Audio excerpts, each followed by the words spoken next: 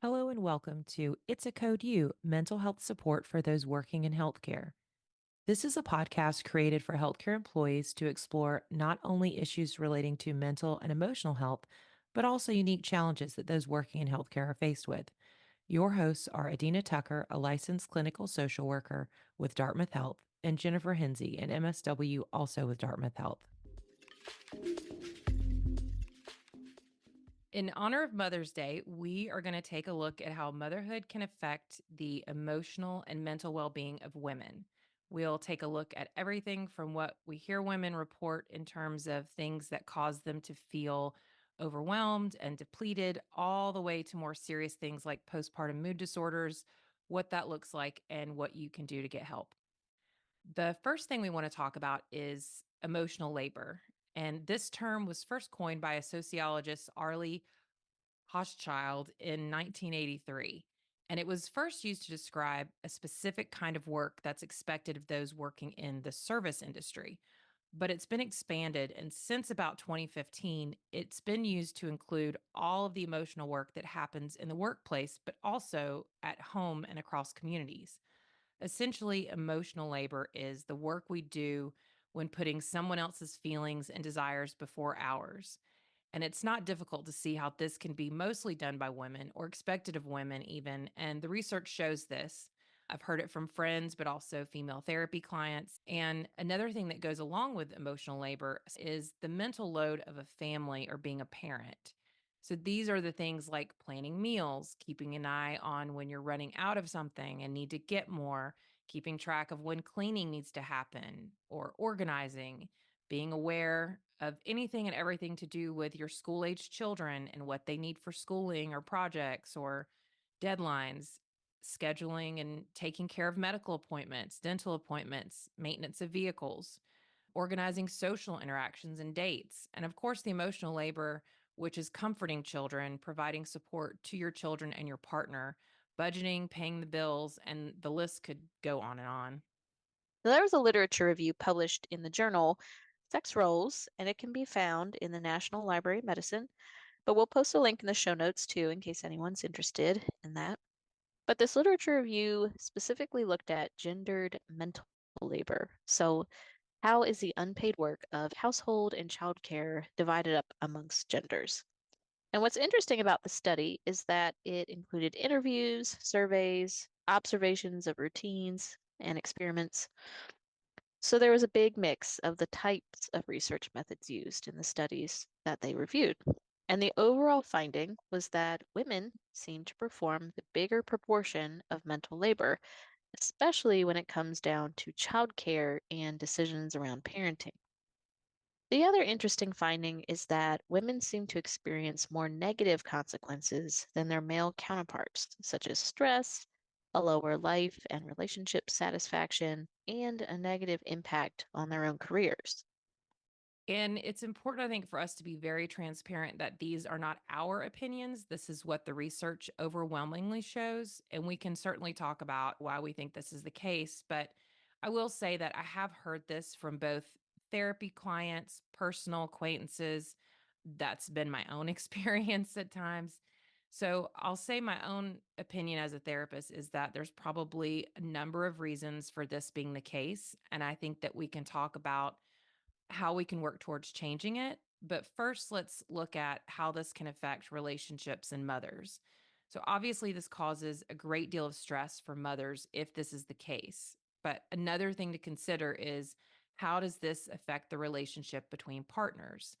Certainly, it can be a breeding ground for resentment or negative feelings over time, or feeling just unsupported or even underappreciated.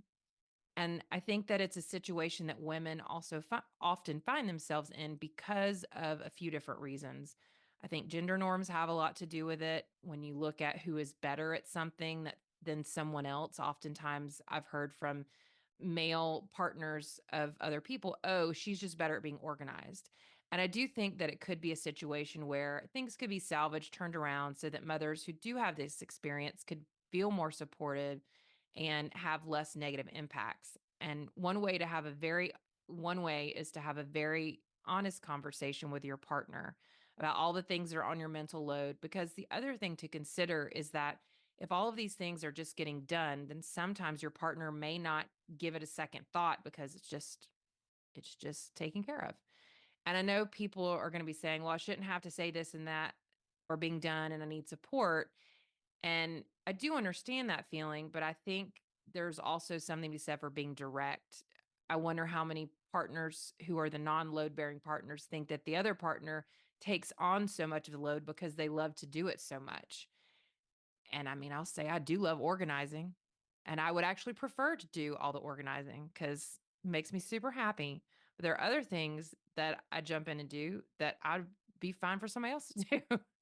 But why not ask to help when obviously she's good and she enjoys it? Like that might be the thought. Why would I ask to help if she obviously is better at this than me?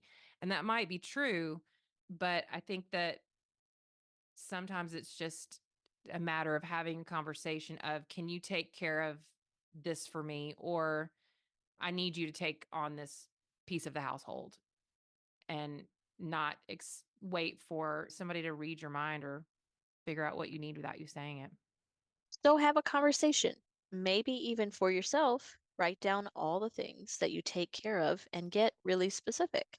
And then I'd suggest from a grounded place, don't wait until you're annoyed and irritated to ask to talk about it, but from a cool headed place. Ask your partner for a conversation about this. Be honest that you're carrying so much of the emotional and mental load and it's really exhausting you. Ask if you and your spouse can go through all of the things you're doing and then clearly communicate. I need you to take care of some of these things. Maybe not this week, but starting next week, some of these things could be your responsibility. Let your partner take on what they say they will and be okay with them doing it differently. It doesn't mean it's wrong, it's just different. And if they forget appointments or things start falling by the wayside, well, then you can have another conversation. But start with a very honest conversation about where you are and what is overwhelming you and how you can conquer the household and the load together. Now, if your partner is unwilling or has a negative reaction, well, then that's a different story. But I think starting with a team meeting of sorts to tackle this is a great way to approach it. Another topic we want to look at with mental health and mothering is more serious, and that's motherhood and postpartum disorders. Some of the postpartum disorders that can occur are postpartum depression, postpartum anxiety disorders, and postpartum psychosis. And research shows there is a connection between maternal mental health and the ability to care for your child in a healthy way. It can also affect the bond between the child and the mother. And this is not to make anyone feel bad, but it's just when our mental health is unbalanced, it makes it very difficult to function in a healthy way. And there's no shame to that. And if you think of the saying, you can't pour from an empty glass, that's very much the case with untreated mental health issues and trying to care for somebody else. But let's take a look at some specific postpartum mental health diagnoses. So, the first one is PPD, postpartum depression, and that is going to have things like persistent sadness, hopelessness, and loss of interest in previously enjoyed things. This will usually start within the first few weeks after giving birth, and you might also experience changes in your appetite and some sleep issues. The next is postpartum anxiety disorders. And those can vary between generalized anxiety disorder, panic disorder, and obsessive compulsive disorder.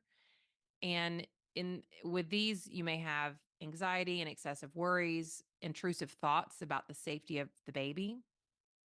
And then postpartum psychosis is rare, but it's very serious. Symptoms are things like hallucinations, delusions, and disorganized thinking. So hallucinations are when you experience something that's not there, and that can be either visual or auditory. And then delusions are false beliefs about reality, despite evidence that shows the opposite to be true. Finally, disorganized thinking. That's an inability to effectively express your thoughts because they're too disorganized. It comes through in your written and verbal speech. And sometimes this can manifest as what's called word salad, which is just stringing meaningless words together. And postpartum disorders affect about 10 to 20% of all mothers across the world. There are such great hormonal changes with pregnancy and childbirth that your mood regulation in the brain can really be affected. And the connection between the neurotransmitters in your brain that work to regulate your moods and the way our hormones fluctuate when we're pregnant or have given birth can make a woman more susceptible to a mood disorder during her postpartum period. It's important to keep in mind that if someone's mental health history includes anxiety or depression, they might be at a higher risk for developing a postpartum mood disorder. Having a new baby can give any woman moments of self doubt about their abilities or even their sense of self because now your entire world is all about this new life. Additionally, women who suffer from postpartum mood disorders may experience even more of a negative self image and internalize these feelings, which only create more of a cycle of emotional distress. Postpartum mood disorders can cause the mother to create a barrier to being able to form a nurturing bond with her new baby. And then this can lead to feelings of guilt, maybe being inadequate as a mother, which in turn creates even more distress. And her partner may be witnessing the distress, and this could cause them to feel helpless, knowing how to show support, and there can be a breakdown in communication and more emotional distance between the partners, which will only make the mother feel more isolated. What the research says, and also we want to preface this by saying this is not meant to create any sort of blame or shame for anyone who has dealt with this. But what the research has shown is that the long term effects of an untreated mood disorder can contribute to children being unable to regulate their own emotions. And just the overall imbalance of the mother's emotional needs, which are dysregulated, and her ability to connect with her children, it all becomes a lot more difficult. This research comes from a study on maternal depression and child development. So, getting help is always the best thing for everyone. There's no reason to feel shame or blame yourself for anything. Having a baby causes a lot of changes in the mother, and we know so much more about that than we used to. So, some symptoms of a postpartum mood disorder are there are emotional symptoms, and that I think I mentioned earlier persistent sadness, feelings of emptiness or hopelessness, unexplained or uncontrollable crying, intense irritability. And I will say, as someone who has two children, just to insert this here, some of the crying and such can be very normal right after birth, but if a few weeks later you still find yourself crying uncontrollably all the time, that might be a clue that maybe you might need to talk to your doctor. But the crying is normal. Some amount of crying within the first few days is normal. I've experienced that both times. So emotional numbness and all of these are symptoms that you might have a postpartum mood disorder and might need to see your doctor. There are some cognitive symptoms. So, mood disorders also affect cognitive functioning. So, you might notice difficulty concentrating, making decisions, or feel like you're in a mental fog. And then intrusive thoughts are a big clue as well. And like we mentioned before, a lot of those have to do around intrusive thoughts about the safety of the baby. Something's going to happen bad to the baby, and you just can't, like, it's just you're being inundated with those. Physical symptoms could be fatigue, and that might be hard to figure out because of the fatigue of being a new mother. And then again, changes in appetite or sleep. But again, the sleep might be difficult because if your baby's not sleeping, you're probably not sleeping either. But treatment can usually be a combination of medication and psychotherapy. So, for psychotherapy, your therapist may use something called CBT, which is cognitive behavioral therapy treatment. And that's a therapeutic model that works to change our negative thought patterns and help us develop healthier coping skills. Support groups may also be pretty helpful for this because it does create this community where you feel, oh, I'm not the only one. And sometimes feeling that community can be very healing. So, this is a heavy topic we've talked about today, and it can be scary too. Maybe you're a mom who has dealt with this already. Maybe you're thinking about having a child and you're worried about developing a postpartum mood disorder. But here's the silver lining. all of the things we discussed here today can be treated. If you're a mom right now who feels the weight of the emotional and mental load like it's becoming too much, seek therapy for yourself or couples therapy if sharing the load with your partner is no longer an equitable situation. And again, with any postpartum issues, therapy or therapy and medication or medication, they are out there and they are waiting for you. There's no shame in asking for help. And luckily, these are topics that we're talking about a lot more and hopefully removing some of the stigma around. Exactly. We will put links to the research in the show notes in case anyone wants to do some further reading and see more information about those studies. Also, if you haven't already, please subscribe. That way you'll know anytime new content is posted. And if you have any questions or ideas or feedback, reach out to us. We actually would love to hear it. We are genuinely interested in what everyone thinks and how we can make everything better. So, our show email is dhbhs.media at hitchcock.org.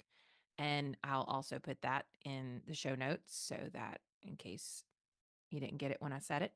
And if you haven't rated or reviewed on your listening platform, we would also love for you to do that. We use all of this data to modify and drive our content. So if you have any, like I said, if you have any suggestions or ideas, we really value feedback. And thank you so much for listening. Thank you for joining us this week. As always, if you'd like more information and support, please check out our site at dartmouth-health.cobalt.care for additional content, connection to resources, support groups that you can sign up to attend, or to connect to one of our clinicians for counseling, psychotherapy, or medication evaluation. We appreciate you listening and hope you have a wonderful week.